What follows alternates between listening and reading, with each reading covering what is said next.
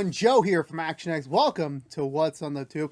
Welcome back. If this is your third Tom Swift episode review, before we begin, so I was having, before we get to the actual review, this still relates to Tom Swift.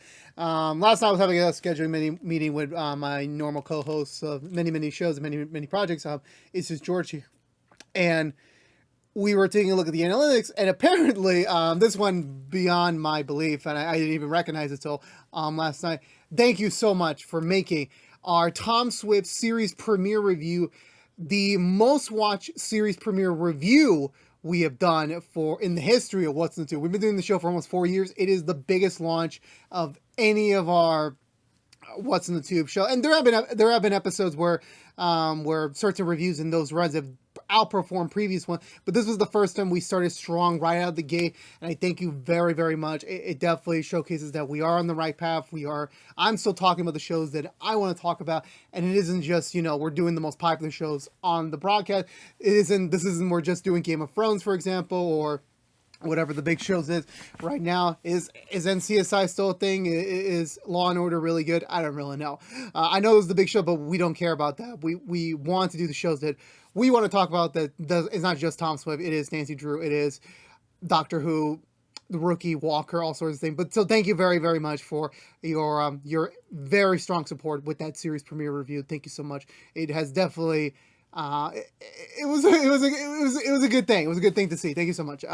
And hopefully we're gonna keep on rolling. Obviously, of course, we still got many more weeks of Tom Swift to go. So let's truck along here with this week's episode, where we sidetrack we gotta find Tom's dad thing to save Tom's AI Barkley, which again, it is moving a bit differently. I expect, because I assume that they weren't going to try and do the whole, oh hey, we're doing a new mystery or a new piece of the capsule each week, because it gets a little formulaic after a while. They obviously set some things up to kind of keep the story going that isn't just that main thing, which I do appreciate. So going into this episode, I enjoyed it a lot. I don't think it's the strongest of the three. I think it was mostly just getting into what the personality and the defining traits of Tom as a character above all else, which is fine. We're still starting the show. We're still beginning. We've only seen Tom for like 3 hours of television so far, now in 4.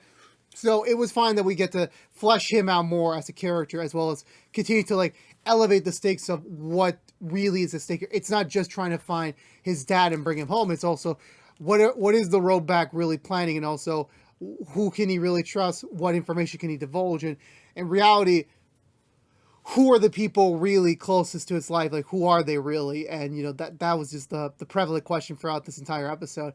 So again, it's for me, it's not the strongest episode, I feel like, but definitely it was necessary to kind of focus more on Tom, on our protagonist, and kind of give him more of what is motivating him, what really is he as a character. And when you take away all the smarts and everything, what is he really trying to fight for? And for once, for me, I enjoyed it. I really did. Let's go for the butcher recap and talk about this week's episode of Tom Swift. Oh, I forgot to say Tom Swift. Also, my neck is apparently getting more hot. Every time I do that, my head sweats a little bit more. So I'm like, oh, that's hilarious. But what can you do?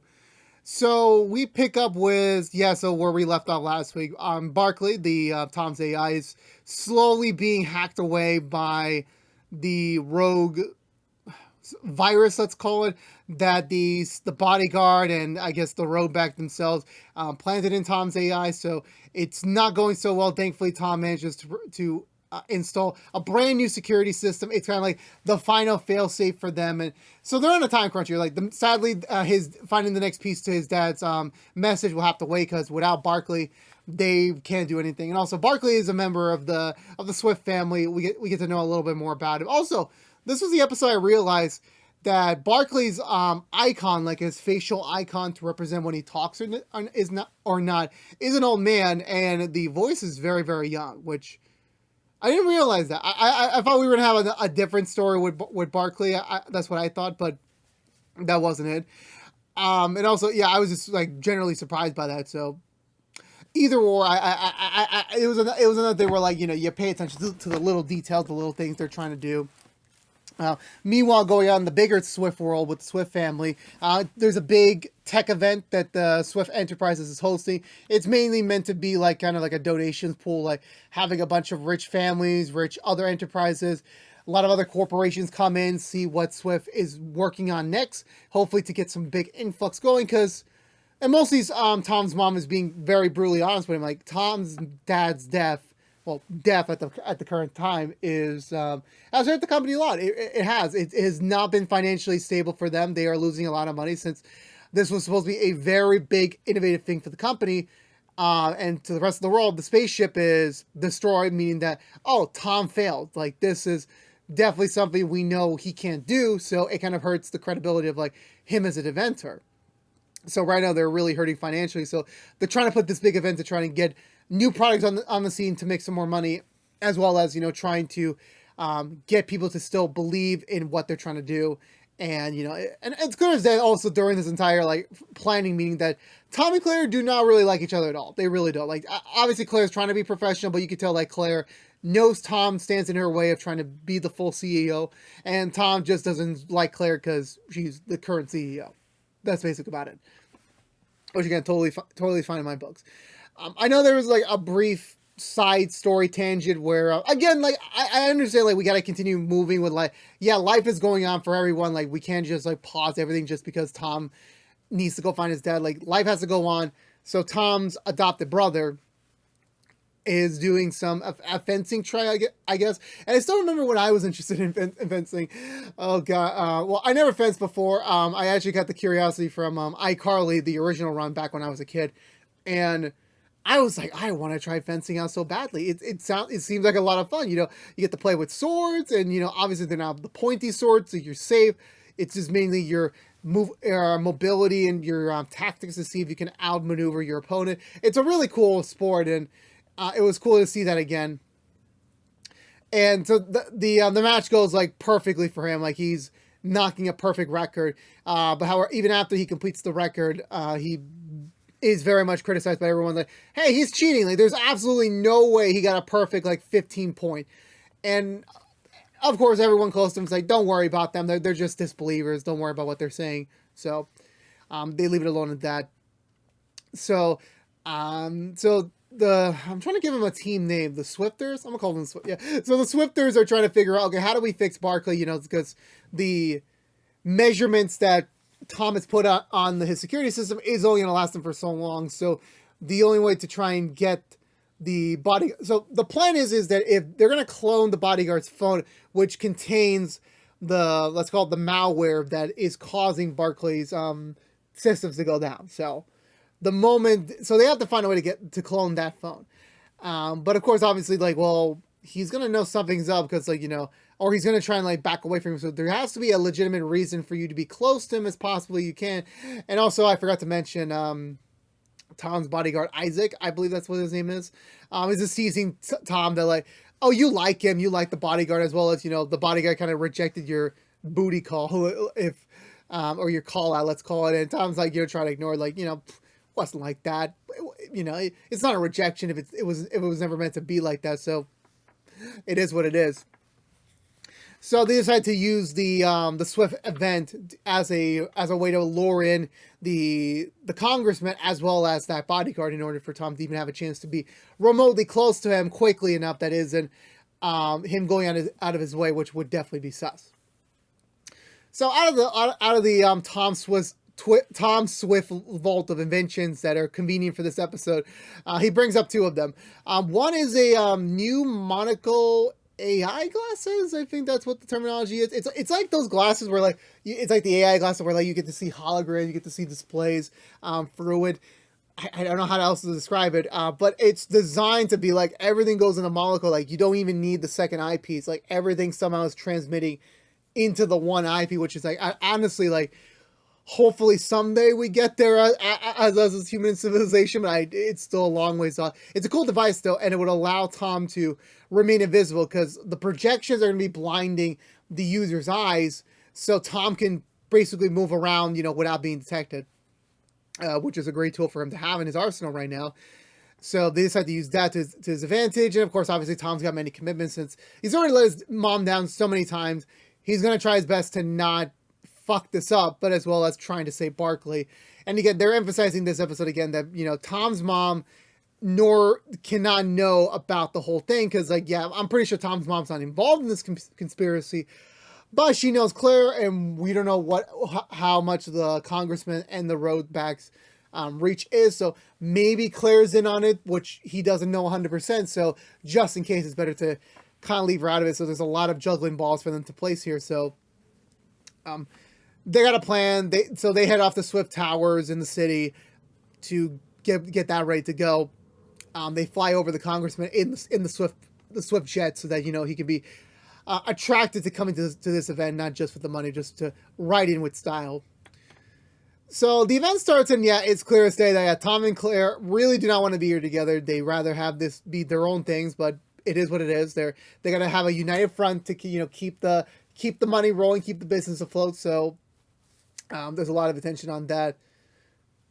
Tom's hookup from like the first episode, that one dude, I don't know if it's the same dude or not. It could be a different dude. I'm sorry. Like, my brain when it comes to like new faces, especially on a brand new show, is very finicky. So I apologize if this is a new character or we haven't seen this character yet. So regardless of what the case may be, you know, they're kind of like, you know, vibing pretty hard. Like, you know, like if it wasn't for this event, they'd probably be banging right now somewhere in a closet nearby. But he's trying to like be like suggestions to Tom, like, you know, if you need any connection, you need any hookups, not in that way.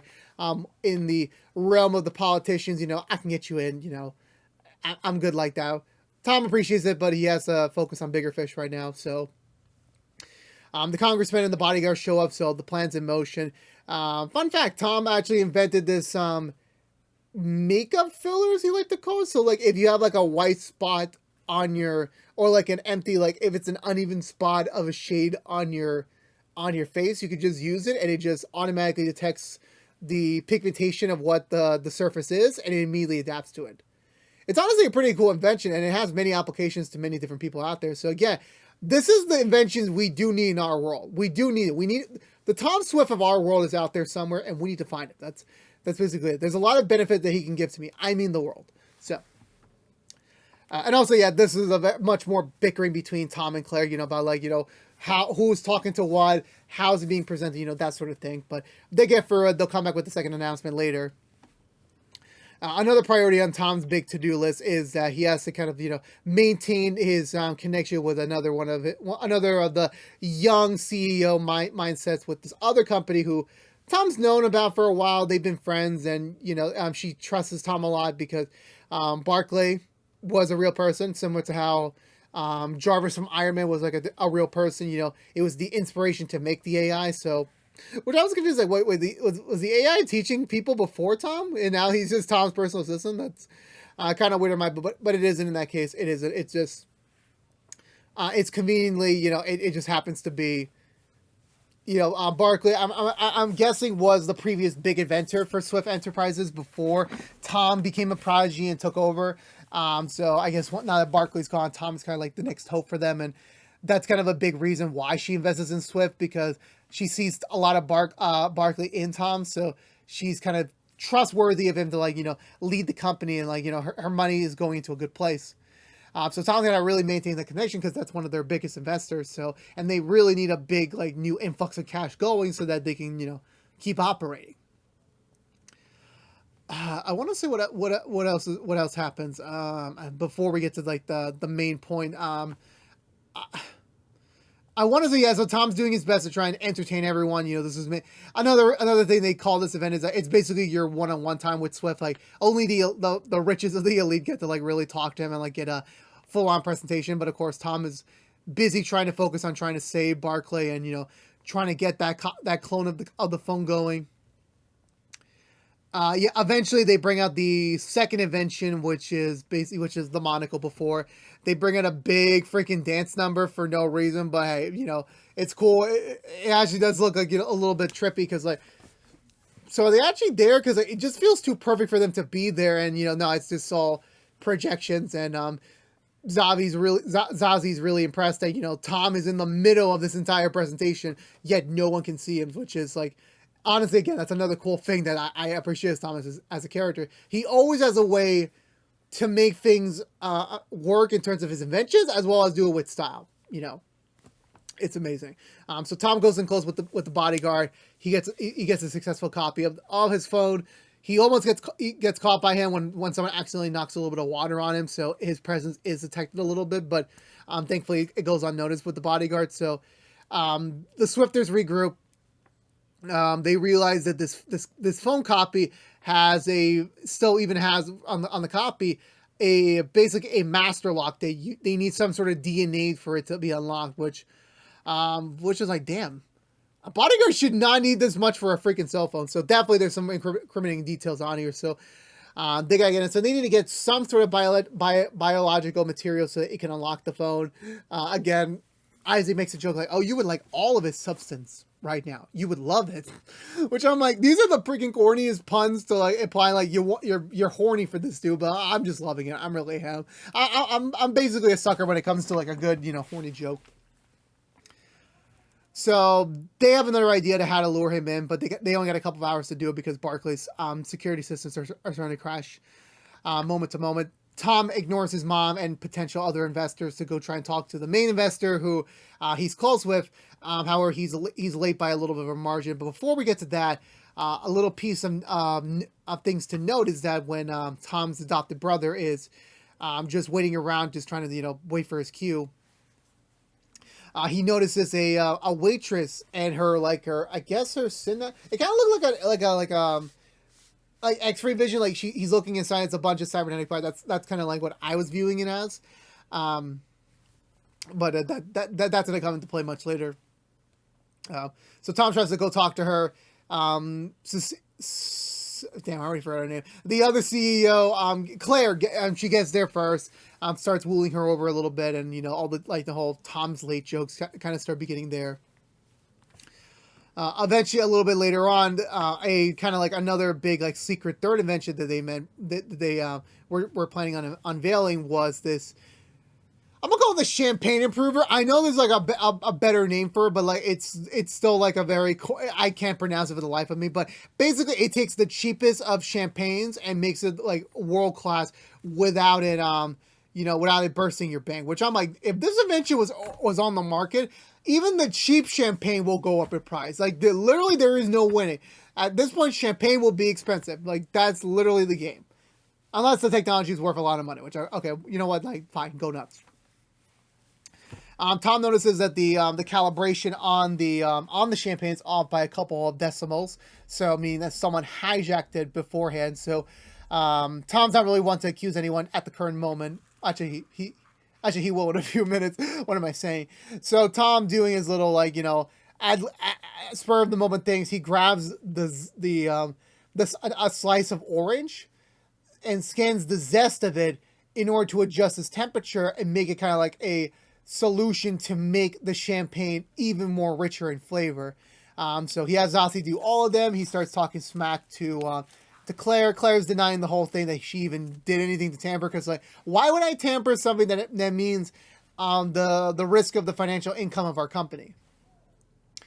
She makes sense, but then again, she wants to be full-time CEO, so who freaking knows what she really has planned in her mind. Before Tom can continue insulting her, he gets to notice that Barclay's on his last legs. The attack kind of increased in the last minute, so Tom's only got minutes to go before everything goes haywire. So Tom calls out the bodyguard to meet him at his observatory back at his house. So they head over there. At first it was I don't even know what Tom's trying to play. Is Tom going to try and sleep with him to get his biological material? Or what is he going to do? I really don't know. Well, basically Tom calls him out, starts pestering him with punches, they get into a brief altercation. It's clear as day that this guy, first of all, Tom as a character, very, very lean dude, has very good muscle definition. This dude is much bigger than him, so no matter how much, it's a struggle to fight that way up. So the guy pushes him down, tries to make his point that I can kill you at any moment. I'm choosing not to. I'm trying to show you that what I'm doing is the right way. Just let me back off a little bit. But obviously Tom needs to wait to go in. There goes my mic. Great. Yeah, also another thing is that my mic stand, I don't know what happened. I just came back to work and The mic stand broke. The mic's still working, but it's just I gotta fix this later on. So anyway, apologies for that front. So Tom fakes kind of like a moment where he gets almost thrown off the balcony. The bodyguard sees him again. They lean in for a kiss. The bodyguard's kind of lingering a little bit, meaning that he really wanted to do that, but of course, given his current circumstance with Tom as himself, he has to pull out, back away, saying that just stay out of my way, man, because if you keep going on this path, many people near you are going to die. So just be very careful what you're trying to do here. So he leaves. Tom reveals that the filler makeup appliance that he invented, he actually put on his lips before this encounter. So when Tom kissed him, it left a mark. It's removable. Like he can remove it after the fact, which has his DNA. So Tom takes a copy and the DNA sample. He manages to jailbreak into the phone, finds the malware, shuts it down, and re-enables it to the point where all it can do is basically it can still hear things. It can still transmit video, but when it comes to like the information text, now Tom can control what the road back is getting next. So now that's a big tool in Tom's arsenal to use against them. So Barkley's saved. All is happy with the world. Everyone back at the party is notified about it. Isaac goes to talk with Tom's adopted brother. The brother admits that, he's been acting a little bit strange lately, that he's been kind of like predicting things that are like, not supposed to be predictable. And it's kind of like scaring him a little bit. And he knows that his mom probably had something similar to him when she was growing up. But the thing is that she's not around anymore because she abandoned him as a kid, which is, I guess, when the Swifts kind of came in and took him over. And all he wants to do now is like kind of like find his mom again and ask the questions. What is this thing I have? Do you know about it? Is this something I should know? Like, what are the applications here? And, obviously it reminds me of something else from a TV show I watched many, many years ago, but I'm going to save it. I'm going to save it until we figure out more down the road. So we're going to save that there. I believe, so Tom returns back to the party quickly enough to see the young CEO off, the woman he was trying to woo over to get her money. I'm not trying to say like a bad way, but I'm just saying trying to get her investment in the company. She reveals that although she was very impressed with what Swift had to offer in terms of like their future, she was not impressed by the fact that Tom was not present that night. Like he was there, but he was mentally not present. Like we know he had a lot of other things on his mind, but the problem is that he was not able to balance it all correctly. And for her, it's like, if you can't even 100% commit to your own company, how are you going to agree to commit to mine? This is supposed to be a partnership. Like I'm supposed to depend on you guys if something happens to us, same vice versa. If you can't even be there for your own company, I don't have faith that you're going to be there for my company. So she pulls out of her donation. Tom's mom is mad because, that was a really big source of income for them and Tom ruined it. She's trying to figure out from Tom, like, why did you have to leave? Why did you have to be so distant? What was more important for you to not be present here tonight? And Tom BS's his way out of it. He mentions that, he's still torn up with grief because he was responsible somewhat for his dad's death. And he gets a little bit teary-eyed and his mom, follows suit. It's like, I'm sorry for accusing you, I get where you're coming from, but, it's been some time now. So you kind of have to really balance what's going on here. You kind of have to really have that right balance here. But of course, Tom has other things. He was going to tell his mom about the whole, dad's still alive. He's out there somewhere because he's still scared about the fact that the bodyguard said that people and are closest to you are going to die if you keep this up. So Tom has to be very careful on who else he lets into this revelation that, dad's still alive. Who else more can he block this truth from? So, they head back home. Tom's mom is still figuring out what does everything mean. Isaac goes to talk to him about just conditions, just about how she's doing, that sort of thing.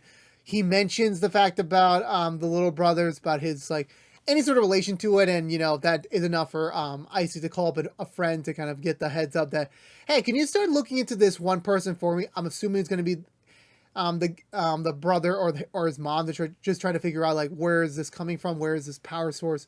Where are these abilities coming from? So that he knows as well, just for the safety of the family.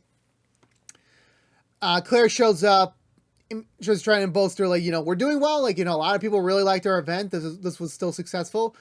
and hopefully this will lead to some better things down the road. Tom's mom's still very much distraught that that Tom might not be ready emotionally to lead the company, and he's just still hold up on grief of his dad being gone. So she's not really ready to admit that he's not ready to lead the company. And obviously Claire wants to hear like, Claire, I want you to take over for the time being. Full time, part time, let's call it. She wants to hear, but it's not spoken there yet, and it's still in the mindset of like Tom is still the rightful heir. He's still the next CEO. That's what Tom's dad would have wanted. Claire gives her another another truth gel. Let's call it. I'm gonna call it the truth gel because the official scientific version, I can't do it. Like I just can't do it. So, where was I gonna go with that? Yeah. So, she puts more of the thing on her. Tom's mom returns back to the whole the loose subjective mindset, so she can answer any questions she wants. Claire gets more insight about her current opinion about Tom, and like how is this going to push Claire to be the new CEO? Like how much more does Tom have to do to kind of prove once and for all, like no matter what my husband says, like the company needs to go to the right hand. Tom is not ready for that yet, so that's another finicky thing that they're going to have to go juggle about that, I believe. I want to say so Tom gets Barclay back. He has that moment of celebration. He's ready to kind of like kick it back for the night, kind of rest up. He returns to the observatory area to find the dude. I'm assuming he has an interest in. Maybe he hooked up with already. I am very confused. I apologize. Almost naked on his motorcycle. I was like, bro, the hell. So Tom immediately gets into it, and honestly, I think this is one of the most steamiest sexual scenes I've ever seen on the CW in like a long time. Like everything's kind of been scaled down a little bit more. I mean, it's more kid friendly. Well, not kid friendly, more like it just doesn't do that sort of thing anymore, which is fine. Like either they imply it off screen or it's just not the primary focus. It was different to see, and also how much they show. Like this isn't Game of Thrones where you're seeing everything, but it is very much like they're pushing the limits to what the CW is offering in terms of like the TV 14 age like content restriction. Like they're really pushing it, and I respect that. So they go off to do it, and that really wraps up this week's episode of Tom Swift. So for me, I again, I'm jumping from the top. I really did enjoy this episode. I think getting to see more of Tom as a character, what he's really fighting for, getting that hammering down, like Tom is aware there's a lot of things that he's expecting of people, that he's being expected of people. There's a lot of eyes on him to like really impress, really showcase what he has to store as a leader. But even though like he kind of failed in terms of like the corporate side of things, I think for us as the viewers, like we do get to see like he will think of every possibility. He will do everything. He will make sure to a T that, okay, this is fine, or this is what we got to do, to like fix the problem. He's always thinking about that. And, I appreciate that. It's very difficult to try and balance as many things in your life that is possible, but he is somehow getting it done. And that's all I really got to say about that. I was very impressed with him as a character. The overall mystery with the roadback, slowly getting deepened. There's still a lot of more questions, a lot of more concerns I have for it. But of course, obviously, we're not even halfway through the show. So we're going to see how it all pans out. But for me, again, this was a great episode. It's not the best of the show so far, but it was a fun episode, so to speak. So I'm going to give this episode 2 thumbs up. I enjoyed it a lot. Let me know in the comments below, what did you think of this week's episode of Tom Swift? I'd like to talk down below, so please, let's start the conversation there. So, and also, I believe that's going to do it for me today, everyone. So if you're unaware, this has been What's the Two from Action X, reviewing every episode in, hopefully, the first season of Tom Swift.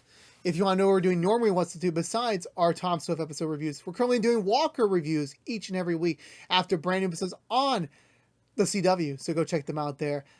If you don't care about Tom Swift, you're in luck. We'll be back next week, Wednesday. I almost tripped up there. Well, I did trip up 2 times, but you know what I mean. With another episode review, business as usual after that. So yeah, so can't wait for next week to see how much they're going to the West next episode. So will I whip out the cowboy hat from Walker? We'll find out then. But again, this has been What's the Tube from Action X. Please subscribe to us on youtube.com/ActionXvideos. Ring that bell for notification when our next episode review is live. Please also follow us on social media to stay up to date with any sort of updates we may have for either of our channel, which also includes the Collection Company. Ring that bell for notification when our next review is live. But until we see each other again next week, for all you Swifters out there, I'll see you then. But until then, stay safe out there, be good to each other, and as always, peace out.